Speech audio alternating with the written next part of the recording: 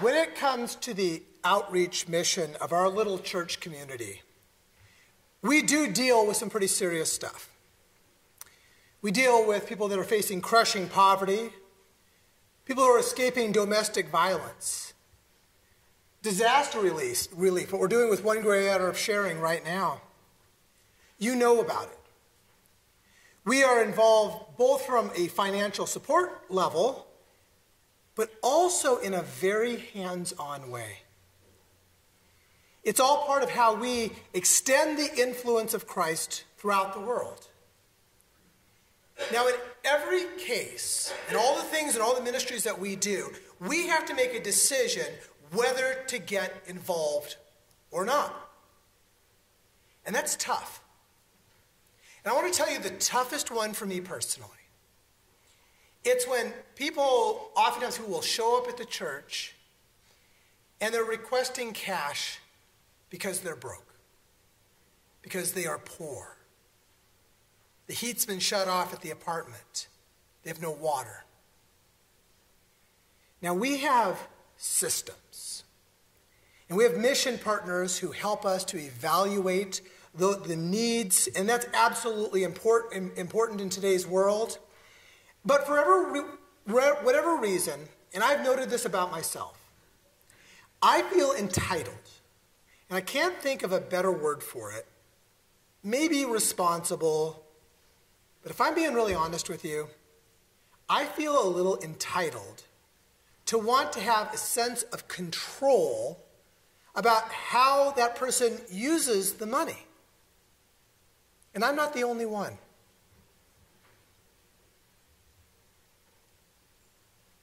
But to some veterans of the charity, getting cash is worrisome.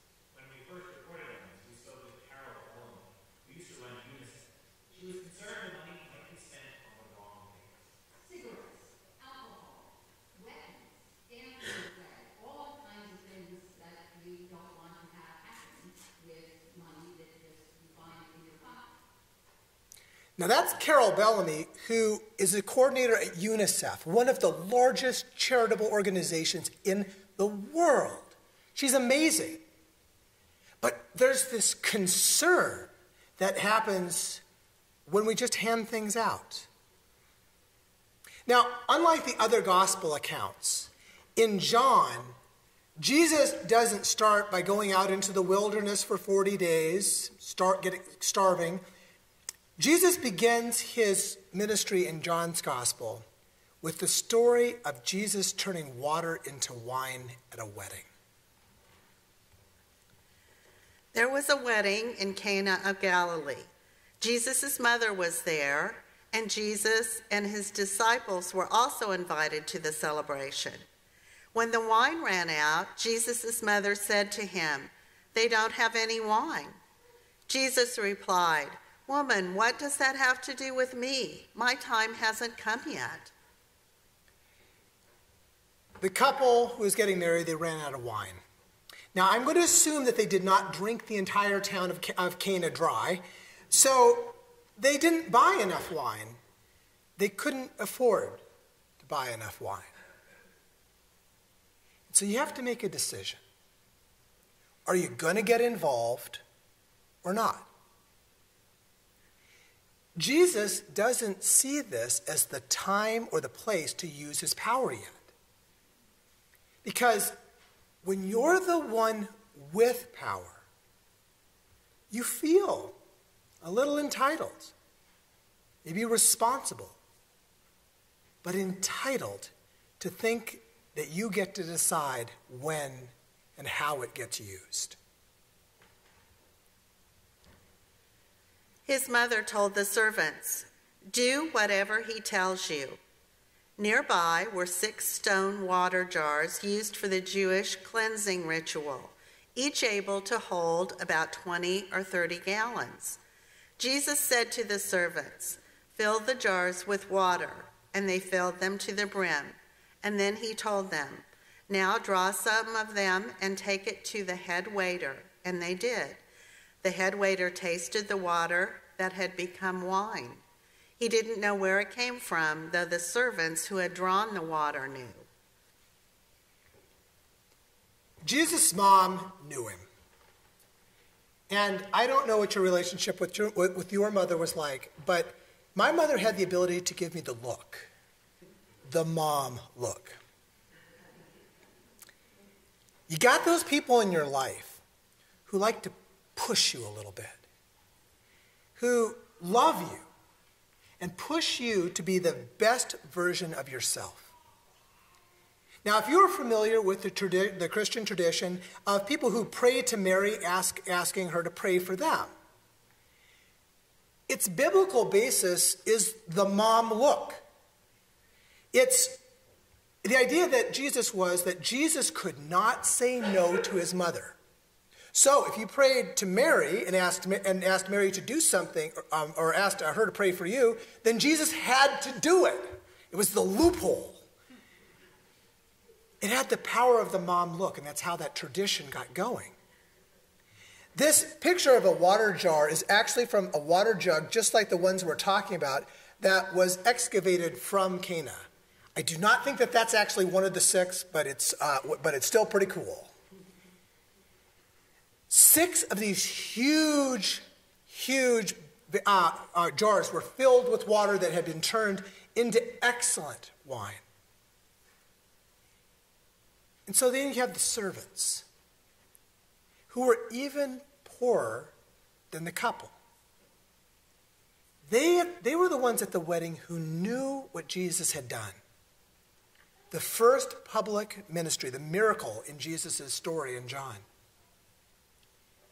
But here's the thing about poor people. There is a bias against poor people. Call it what it is. There are many people who think that poor people are stupid. Otherwise, they wouldn't be poor. You've heard it. You've heard somebody saying if you give a beggar money, they're just going to use it for booze, for drugs, gambling, because poor people don't know what's best for them. So we have all of these complex systems that we put into place, nonprofit world or government agencies, systems with people in positions of power deciding for these poor people how they should use their resources. So recently, Johannes Haushofer, who's a professor at MIT, led researchers to conduct extensive surveys all around the globe by giving poor people money and jobs. The results of Paul's work, he says, they are encouraging. People use the money to buy cows and start businesses. Their kids went hungry less often. We don't see people spending the money on alcohol and tobacco, and instead we see them investing in their kids' education, in healthcare. They buy more and better food. We see violence go down, psychological well-being go up quite significantly. Mary knew Jesus. And she also knew that helping the poor is never the wrong thing to do. She was and is right. Actually, it turns out that if you give poor people, particularly women, particularly moms, money and jobs, they don't use it on alcohol and gambling. Instead, you get people who invest in education, start businesses, get the health care that they and their families need. Isn't that what we have seen here at Colonial Church with our ministry with Global Health Innovations? Now, we oftentimes know about them as our partners in the Malawi Project, but they came up with something they called the HITS system. And HITS is a system that allows poor people in the developing world, particularly sub-Saharan Africa, to get access to the life-saving medicine for children who are born HIV positive. Now, when this system first rolled out, there was an assumption. There was an assumption that shame was going to keep poor parents from using this system to help their kids because they were embarrassed that their kids were born with AIDS or with HIV rather. And it turns out that that bias was completely wrong. Because in areas where this system was put in place, there was an increase of 90% in some cases of parents that got the help that their kids need. That was something that we supported here from Colonial Church. It has done amazing things. The bias was completely wrong. Because you know what? Evidently, those moms and dads are pretty darn bright. They know things. The head waiter called the groom and said, "Everyone serves the good wine first. They bring out the second-rate wine only when the guests are drinking freely. You kept the good wine until now." This was the first miraculous sign that Jesus did in Cana of Galilee. He revealed his glory, and his disciples believed in him. Jesus' mom knew something about this moment. That this was the right moment for Jesus to come out, to reveal who he truly was. Or as John puts it, to reveal his glory. So much of what Jesus deals with, so much of what Jesus' church deals with is such serious stuff. It's life and death. Like a woman who is being stoned to death for infidelity. Hunger. Sickness and death. Really serious stuff. So with all of that going on, with all that seriousness, why would a simple, small-town wedding be the right time to reveal the presence of God's anointed, full of power and glory? Because you know what? In a few days, if they just would have waited, in just a few days, Jesus was going to be going to Jerusalem. He's going to be throwing over tables. And if you really want to come out and reveal your glory and power, that's your venue. Jerusalem, the center of power for the region for both Jews and Romans. That's how you get celebrity notice. But in a world that's full of such serious stuff, corruption, another truth that poor people can share is that you have to seize these moments in life and just celebrate. When you are oppressed by poverty, by racism, by the powers of this world, you need to learn to celebrate. You celebrate the little wins. Anybody who's traveled around the developing world knows that when you go in, it's like when you go into a small village someplace in India and Africa, and there is a birthday, whole town goes wild. It's a birthday. Because you grab hold of those moments and those opportunities to celebrate because you don't know when the next one's coming. The serious stuff is always going to be there. But sometimes you just need to break out the good wine and you got to celebrate. Probably a lesson I need to learn a little bit better. And one of my favorite ministries that we do in our church community is this one, Molly's Table. Molly's Table, if you haven't done this before, Molly's Table is an evening of celebration with the women living at Sheffield Place and with their kids. And if you've been to Sheffield Place, I am not kidding you. Those moms live, if you take the space in this pulpit, maybe twice it, that's essentially about the amount of room that these women live in with their kids in bunk beds. It's not glamour living. These women know about serious stuff. They've been homeless in our city. They've dealt with addiction, mental health issues. The community at Sheffield Place helps transform lives and get these families into permanent, safe housing. This is something our Colonial Church community has supported for a long time. It's serious work. And that's why I like Molly's Table so much. Molly's Table is a night of pampering. of extravagance. It's meant to be a celebration with the meal that we provide. It's about pedicures. It's about makeovers. It's about the frozen cakes that the woman who owns the TCBY across the street, she donates cakes to this event because she loves what we're doing with this. Molly's Table recognizes that in the middle of all the serious stuff, God's presence is felt in these moments of celebration.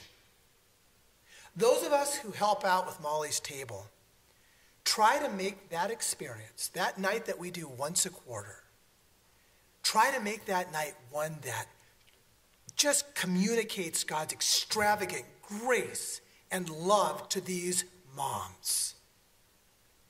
We get vans, and we chauffeur the moms. That's kind of how I help out. I get to be the chauffeur. But we chauffeur the moms to here to Colonial Church, open doors. We decorate the church.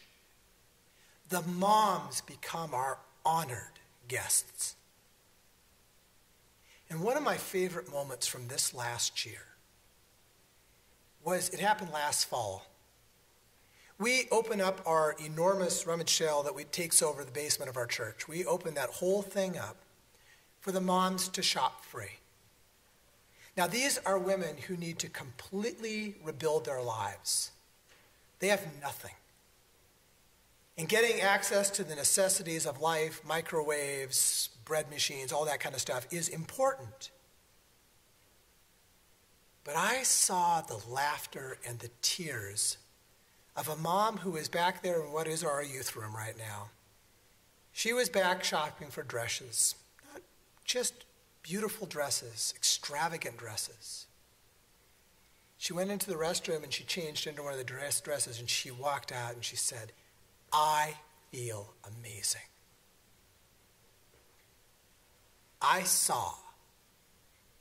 I witnessed her glow. She found the perfect dress and the matching purse.